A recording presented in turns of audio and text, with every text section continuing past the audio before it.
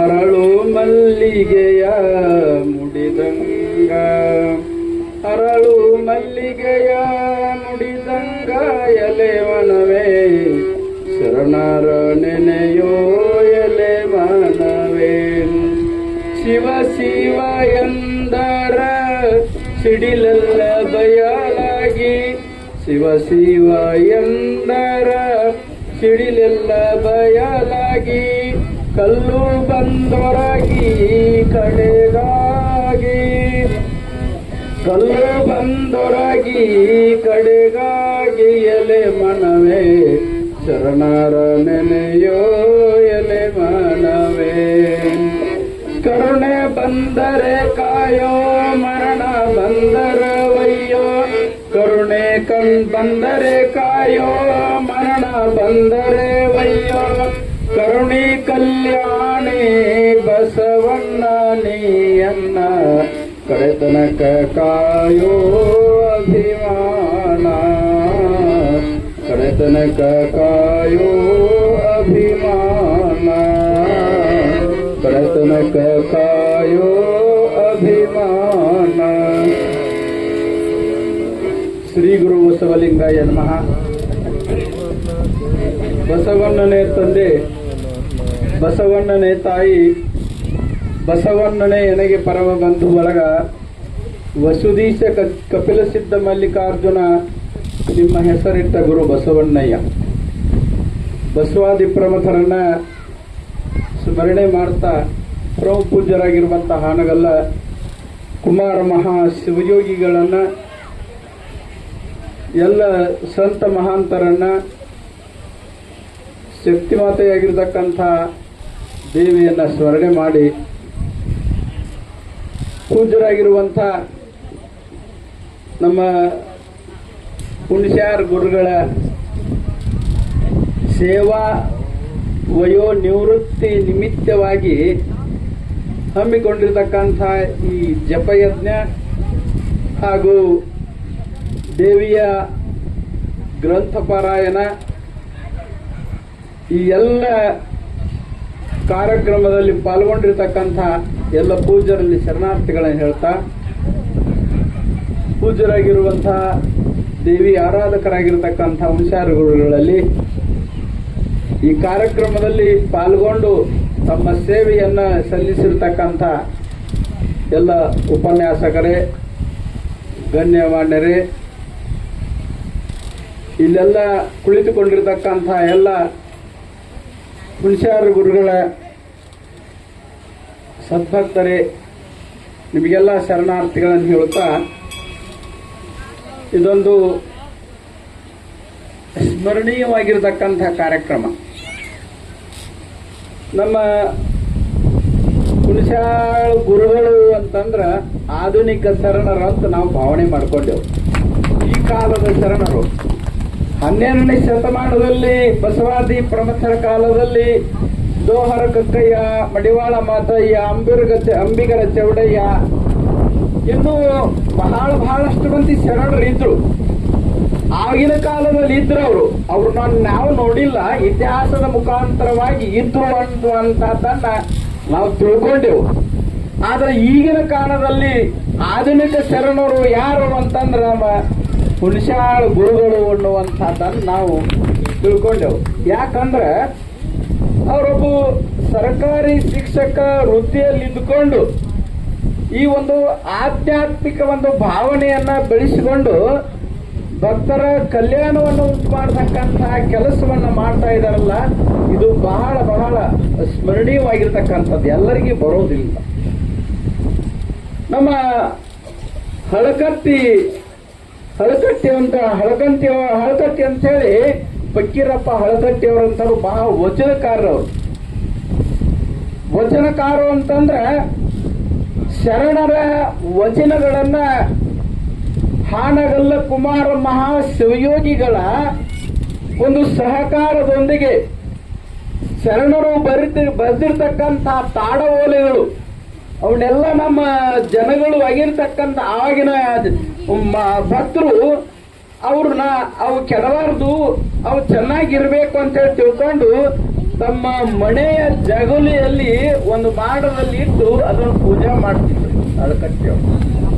ಆಗಿನ ಜನ ಅವಾಗ ಈ ಹಳಕಟ್ಟಿಯವರು ಏನಿದ್ರಲ್ಲ, ಇವರು ಆಧ್ಯಾತ್ಮ ಜೀವಿಗಳಾಗಿರ್ತಕ್ಕಂಥವ್ರು.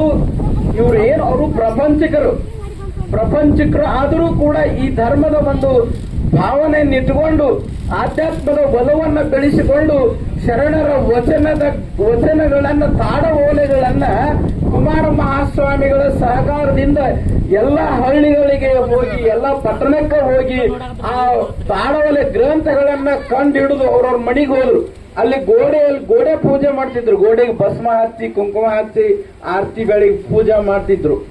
ಅವರು ಕೇಳಿದ್ರು, ಇದೇನಪ್ಪ ಗೋಡೆಯಲ್ಲಿ ಪೂಜೆ ಮಾಡ್ತೀರಿ ಅಂತಂದಾಗ, ಇಲ್ರಿ ಇವು 12ನೆಯ ಶತಮಾನದ ಬಸವಣ್ಣವರ ಕಾಲದಲ್ಲಿರ್ತಕ್ಕಂಥ ಶರಣರು ಬರೆದಿರ್ತಕ್ಕಂಥ ವಚನಗಳ ತಾಡಓಲೆಗಳಿಗೂ ಅವುಗಳನ್ನ ನಾವು ಅಲ್ಲಿಟ್ಟು ಪೂಜೆ ಮಾಡ್ತೇವೆ ಅಂತಂದಾಗ, ನೋಡ್ರಿ ದಯವಿಟ್ಟು ನಮಗೆ ನಾವು ಕೈ ಮುಗಿತೇವು.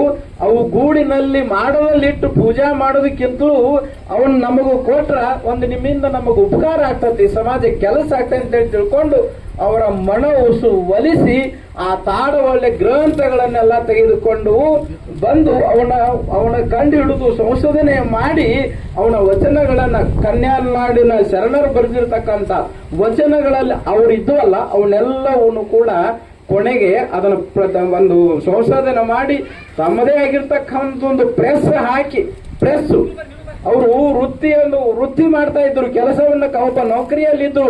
ಅದನ್ನ ಬಿಟ್ಟು ಶರಣರ ಈ ಒಂದು ಆಧ್ಯಾತ್ಮಿಕ ಒಲವಿಗೆ ಬಂದು ಅವುಗಳನ್ನ ತೆಗೆದುಕೊಂಡು ಆ ವಚನಗಳನ್ನ ಸಂಶೋಧನೆ ಮಾಡಿ ಗ್ರಂಥ ರೂಪದಲ್ಲಿ ವಚನಗಳನ್ನ ಸಮಾಜಕ್ಕೆ ಕೊಟ್ಟಿರ್ತಕ್ಕಂಥವ್ರು ಯಾರು ಅಂತಂದ್ರ ಪಗು ಹಳಕಟ್ಟಿ ಅವರು. ಬಹಳ ಅವರು ಬಡವರು. ಅವರು ಒಂದು ಸಲ ಜನ ಸ್ನೇಹಿತರು ಕರೀತಾರಲ್ಲ, ಸ್ನೇಹಿತರು ಕರೆದಾಗ ಅವ್ರ ಮನೆಗೆ ಪ್ರಸಾದಕ್ಕೆ ಊಟಕ್ಕೆ ಹೋದಾಗ ಮೇಲೆ ಒಂದು ಕೋಟ್ ಹಾಕಿದ್ರು. ಕೋಟ್ ಹಾಕಿದಾಗ ಅಲ್ಲೆಲ್ಲ ಕೇಳಿದ್ರು, ಅಲ್ರಿ ಎಲ್ಲಾರು ಅಂಗಿ ಕಳ್ಕಳ್ದ ಪ್ರಸಾದಕ್ಕೆ ಬರಾಕ್ತಾರ, ಊಟಕ್ಕೆ ಬರಾಕತ್ತಾರ, ನೀವು ಕೋಟ್ ಹಾಕೊಂಡಿರಲ್ಲ, ಅದು ಕೋಟ್ ತೆಗೆದು ಒಳಗ್ ಬರ್ರಿ ಅಂತ ಹೇಳಿದ್ರ. ಅವ್ರು ಬಾಪ ಇಲ್ಲಿ ಅಂತ ಹೇಳಿ ಹಿಂದೆ ಕರೆದು ಹೋಗಿ, ನೋಡಪ್ಪ ನನಗೆ ಅಂಗಿ ಹರಿದೈತಿ, ಅದಕ್ಕ ಆ ಅಂಗಿಯನ್ನು ಮುಚ್ಕೊಳ್ಳಕ ಕೋಟ್ ಹಾಕೊಂಡೇನಿ, ಅದಕ್ಕ ನಾನು ಅದನ್ನ ತೆಗೆದು ತೋರಿಸೋದಿಲ್ಲ ಅಂತೇಳಿ ಹೇಳಿದ್ರಂತ. ಅಂದ್ರೆ ಅಷ್ಟೊಂದು ಬಡತನ ಅಷ್ಟು ಕಾಸ್ತಿದ್ರು ಕೂಡ ಸಮಾಜದ ಸೇವೆಯನ್ನು ಮಾಡುವುದು ಮರಿಲಿಲ್ಲ ಹಳಕಟ್ಟಿ ಅವರು. ವಚನ ಸಾಹಿತ್ಯವನ್ನ ಈ ಜಗತ್ತಿಗೆ ಕೊಟ್ಟಿರ್ತಕ್ಕಂಥವ್ರು, ವಚನ ಸಾಹಿತ್ಯವನ್ನ ಈ ನಾಡಿಗೆ ಪ್ರಕಟಣೆ ಮಾಡಿ ಗ್ರಂಥ ರೂಪದಲ್ಲಿ ಪ್ರಚಾರ ಮಾಡಿರ್ತಕ್ಕಂಥವ್ರು ಯಾರು ಅಂತಂದ್ರ ಪಗು ಹಳಕಟ್ಟಿ ಅವರು. ಅದು ಸರ್ಗೆ ಗೊತ್ತೈತೆ, ಎಲ್ಲರಿಗೂ ಗೊತ್ತೈತೆ. ಆದ್ರೆ ಅದನ್ನ ಇತಿಹಾಸನ ಓದ್ಕೊಂಡವ್ರಿಗೆ ಗೊತ್ತದ.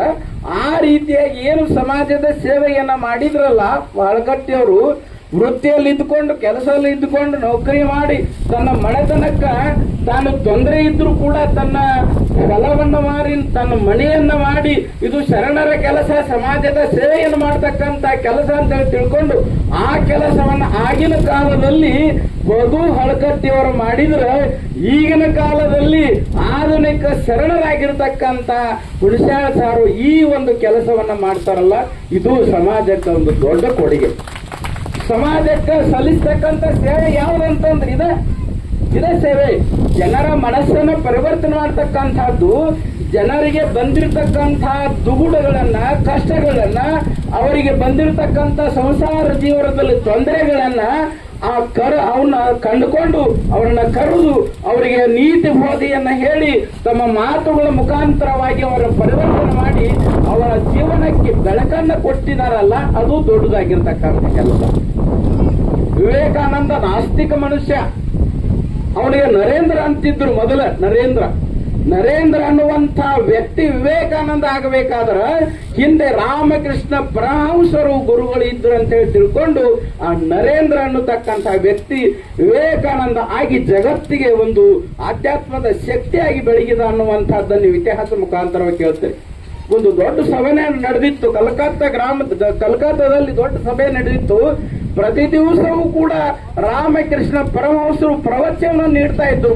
ಪ್ರವಚನವನ್ನು ಪ್ರವಚನ ಹಿಂದೆ ನಮ್ಮ ಸಿದ್ದೇಶ್ವರ ಮಹಾಸ್ವಾಮಿಗಳು ಅವರು ಪ್ರವಚನ ಮಾಡಾಕತ್ತಂತಂದ್ರೆ ಲಕ್ಷಗಟ್ಲೆ, ಸಾವಿರಾರು ಗಟ್ಲೆ, 10,000 ಗಟ್ಲೆ ಜನ ಸೇರ್ತಿರಲ್ಲ.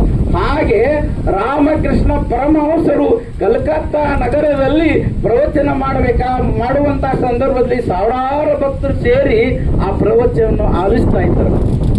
ಆ ಸಂದರ್ಭದಲ್ಲಿ ವಿವೇಕಾನಂದ ನಾಸ್ತಿಕ ಇವನು ಹೋಗಿ ಒಂದು ಕಡೆ ಕೂತ್ಕೊಂಡ. ಏನು ಇಷ್ಟೆಲ್ಲ ದೊಡ್ಡ ಜನ ಸೇರ್ಯಾರಲ್ಲ, ಏನು ಕೇಳಬೇಕಂತ ಹೇಳಿ ತಿಳ್ಕೊಂಡು ದೂರ ಕೂತ್ಕೊಂಡು ಅವನು ಕೇಳ್ತಾ ಇದ್ದಂತ. ಅವಾಗ ರಾಮಕೃಷ್ಣ ಪರಮಹಂಸರ ದೃಷ್ಟಿ ಎಲ್ಲಿಗೆ ಬಿತ್ತು ಅಂತಂದ್ರೆ ದೂರದಲ್ಲಿ ಕುಂತಿರ್ತಕ್ಕಂಥ ನರೇಂದ್ರನ ಮೇಲೆ ಅವರ ದೃಷ್ಟಿ ಬಿತ್ತು. ನರೇಂದ್ರ ಮೇಲೆ ಅವ್ರ ದೃಷ್ಟಿ ಬಿದ್ದಾಗ ಆ ಭಕ್ತರಿಗೆ ಹೇಳಿದ್ರು, ತಮ್ಮ ಶಿಷ್ಯರಿಗೆ ಹೇಳಿದ್ರು, ನೋಡಲ್ಲಿ ದೂರ ಕುತ್ಕೊಂಡದಲ್ಲ ಒಬ್ಬ ವ್ಯಕ್ತಿ, ನನ್ನ ಕರೆದುಕೊಂಡು ಬಾ ಅಂತ ಕಳಿಸಿದ್ರಂತ. ಎದಕ್ಕ ಕರ್ಯಾಕ ಕಳಿಸಿದ? ಇವ್ರು ಬಂದು ಕರೆದುಕೊಳ್ಳಿ. ಎದಕ್ಕ ಅಂತಂದ್ರ ಅಲ್ಲಿ ನಮ್ಮ ಗುರುಗಳು ಕರ್ಯಾಕತ್ತಾರ, ನಾನು ಬರೆಯಾಕತ್ತಾರ, ಬಾಪ ನೀನು ಅಂತಂದಾಗ ಅವರು ದೊಡ್ಡ ವ್ಯಕ್ತಿಗಳು, ರಾಮಕೃಷ್ಣ ಪರಮಹಂಸರು, ತಪಸ್ವಿಗಳು, ದೇವಿ ಆರಾಧಕರು, ಅವ್ರು ನಿಮ್ಮ ಕರ್ಯಾಕತ್ತಾರ ಬಾ ಅಂತ ನಾ ಬರುದಿಲ್ಲ ಅಂತ ಹೇಳಿದ ವಿವೇಕಾನಂದ. ನರೇಂದ್ರ ಬರುದಿಲ್ಲ ಅಂತ ಹೇಳಿದ. ಯಾಕಂತಂದ್ರ ನಾನು ಬರ್ತೇನೆ ಕರೆ ಅವ್ರಿಗೆ ನಮಸ್ಕಾರ ಮಾಡೋಲ್ಲ ಅಂತ ಹೇಳಿದ. ಗುರುವಿಗೆ ನಾನು ನಮಸ್ಕಾರ ಮಾಡುವುದಿಲ್ಲ. ಯಾಕಂತಂದ್ರ ಅವ್ರು ನಾನು ಒಬ್ಬ ನಾಸ್ತಿಕ ಮನುಷ್ಯ, ಅವ್ರ ಹತ್ರ ನಾ ಯಾಕೆ ಬರೀಬೇಕು? ಅವ್ರ ಹತ್ರ ಬಂದ್ರೆ ಏನಾಕತಿ? ಅವ್ರಿಂದ ನಮಸ್ಕಾರ ಮಾಡೋದ್ರಿಂದ ಏನಾಕತಿ? ಈ ಒಂದು ಭಾವನೆಯಲ್ಲಿರ್ತಕ್ಕಂಥ ನರೇಂದ್ರ ಕೊನೆಗೆ 1 ದಿವಸ ಹೊತ್ತು, 2 ದಿವಸ ಹೊತ್ತು, ಪ್ರತಿ ದಿವಸವೂ ಕಾರ್ಯಕ್ರಮದಲ್ಲಿ ಕುತ್ಕೊಂಡಾಗ ಕರಾಕ ಕಳಿಸಿದ್ರು ಶಿಷ್ಯರನ್ನು ಕೊಟ್ಟ. ಮರುದಿವ್ಸ ಕಳಿಸಿದ್ರು, ಮತ್ತೊಂದು ದಿವಸ ಕಳಿಸಿದ್ರು. ಅವಾಗ ಗುರುಗಳು ಇಷ್ಟು ಕರೆಯಾಕ ಕಳ್ಸ್ಯಾರ ಅಂದ್ಮೇಲೆ ಏನೋ ಒಂದು ಇರಬಹುದು, ಹೋಗ್ಬೇತೆ ಅಂದ್ರೆ ಹೋಗ್ಬೇಕಂತೇಳಿ ಹೋದಾಗ ಎಲ್ಲರೂ ಹೋದ ನಂತರ ಅವ್ರ ಎದುರಿಗೆ ಕುತ್ಕೊಂಡ, ಪರಮಹಂಸರ ಎದುರಿಗೆ ಕುತ್ಕೊಂಡಾಗ ತದೇಕ ದೃಷ್ಟಿಯಿಂದ, ಅವರ ದೃಷ್ಟಿಯಿಂದ ವಿವೇಕಾನಂದನನ್ನ ಚಿತ್ತೋಟ ನೋಡಿದ್ರು. ಒಂದೇ ದೃಷ್ಟಿಯಿಂದ ಕಣ್ಣು ಪಿಳಕಿಸಲಿಲ್ಲ. ಒಂದೇ ದೃಷ್ಟಿಯಿಂದ ಅವನನ್ನು ನೋಡಿದಾಗ ಅವಾಗ ಆ ನರೇಂದ್ರನಲ್ಲಿ ಅಂದ್ರೆ ವಿವೇಕಾನಂದನಲ್ಲಿ ಏನೋ ಒಂದು ಶಕ್ತಿ ಬಂತು. ರಾಮಕೃಷ್ಣ ಪರಮಹಂಸರೆಂಬತಕ್ಕಂತಹ ಗುರುಗಳಿಂದ ಈ ನರೇಂದ್ರನಿಗೆ ಒಂದು ಶಕ್ತಿ ಸಂಚಲನವಾಯ್ತದು. ಸಂಚಲನವಾದಾಗ ಅವರು ಏನು ಮಾಡಿದ ಅಂದ್ರ ವಿವೇಕಾನಂದ ನರೇಂದ್ರ ಗುರುಗಳ ಹತ್ರ ಹೋಗಿ ನಮಸ್ಕಾರ ಮಾಡಿದ. ಅವ ನಮಸ್ಕಾರ ಮಾಡದೇ ಇರತಕ್ಕಂಥ ವ್ಯಕ್ತಿಯಲ್ಲಿ ನಮಸ್ಕಾರ ಮಾಡಿದ. ಹೌದು, ನೀ ಯಾರಪ್ಪ ಹಿಂಗ ಅಂತ ಕೇಳಿದಾಗ, ನಾನು ನರೇಂದ್ರ, ನಾನು ಇಂಥವಂತೆಲ್ಲ ಹೇಳಿದಾಗ, ನಾನು ಒಂದು 4 ಪ್ರಶ್ನೆಗಳನ್ನು ಕೇಳ್ತೇನೆ. ವಿವೇಕಾನಂದ ರಾಮಕೃಷ್ಣ ಪರಮಹಂಸರಿಗೆ ವಿವೇಕಾನಂದ ಪ್ರಶ್ನೆ ಕೇಳಿದಂತ ಆಗಿನ ಕಾಲದಲ್ಲಿ, ದೇವ್ರು ಯಾ ಕಡೆ ಇದ್ದಾನ, ದೇವ್ರು ಯಾ ಕಡೆ ಮುಖ ಮಾಡ್ಯಾನ ಅನ್ನುವಂತ 4 ಪ್ರಶ್ನೆಗಳನ್ನು ಕೇಳಿದಾಗ ಉತ್ತರ ಹೇಳಿದ್ರು. ಅದಕ್ಕೆ ಸಮರ್ಥವಾಗಿರ್ತಕ್ಕಂಥ ಉತ್ತರ ಹೇಳಿದ್ರು. ಆವಾಗ ಅವರು ಪೂರ್ತಿ ಪರಿವರ್ತನೆ ಆಗಿ ಆ ರಾಮಕೃಷ್ಣ ಪರಮಹಂಸರ ಶಿಷ್ಯ ಆದ ವಿವೇಕಾನಂದ ಅನ್ನುವಂತಹದ್ದನ್ನ ಇತಿಹಾಸ ನೀವೆಲ್ಲ ಕೇಳಿದ್ರು. ಹಾಗೆ ಇವತ್ತ ನಮ್ಮ ಹುಣಸ್ಯಾರ ಗುರುಗಳು ಒಬ್ಬ ಸರ್ಕಾರಿ ಶಿಕ್ಷಕರಾಗಿ ಮಕ್ಕಳಿಗೆ ಜ್ಞಾನವನ್ನ ಬಿತ್ತುವುದರ ಜೊತೆಗೆ ಮಕ್ಕಳ ಮನಸ್ಸನ್ನ ಪರಿವರ್ತನೆ ಮಾಡುವುದರ ಜೊತೆಗೆ ಈ ಒಂದು ದೇವಿಯ ಆರಾಧನೆಯನ್ನ ಮಾಡಿ ಆ ದೇವಿಯ ಕೃಪೆಯನ್ನು ಒಲಿಸಿಕೊಂಡು ಒಬ್ಬ ದೇವಿಯ ಆರಾಧಕರಾಗಿ ಆಧುನಿಕ ಶರಣರಾಗಿದ್ದಾರಲ್ಲ, ಇದು ಒಂದು ಇತಿಹಾಸ. ಇಂತಹ ಒಂದು ಒಳ್ಳೆಯ ಕಾರ್ಯಕ್ರಮವನ್ನ ಬಹಳ ದಿವಸದಿಂದ ನಮ್ಮ ಹುಣಸ್ಯಾಳ ಗುರುಗಳು ಪರಿಚಯ ಮಾಡಿಕೊಟ್ಟವ್ರು ಯಾರು ಅಂತಂದ್ರ ನಮ್ಮ ಕಲ್ಯಾಣ ಶೆಟ್ರ್ ಅದಾರ ಗುರುಗಳು. ಅವರು ಪವಾಡಿ ಇವರೆಲ್ಲ ಅವರ ಶಿಷ್ಯರ. ಮಹಾನವಮಿ ಬಂತು ಅಂದ್ರ 9 ದಿವಸ ನವರಾತ್ರಿಯಲ್ಲಿ ದೇವಿಯ ಆರಾಧನೆ ಮಾಡುವಂತ ಸಂದರ್ಭದಲ್ಲಿ ನಮ್ಮ ಪವಾಡಿ ಶೆಟ್ರು, ಆಮೇಲೆ ಕಲ್ಯಾಣ ಶೆಟ್ರು, ಇವರೆಲ್ಲ ಅವರು ಹೋಗಿ ಜಾಡರ್ ಸರ್ ತಿರ್ಕೊಂಡ್ರು ಅವ್ರ ಲಿಂಗ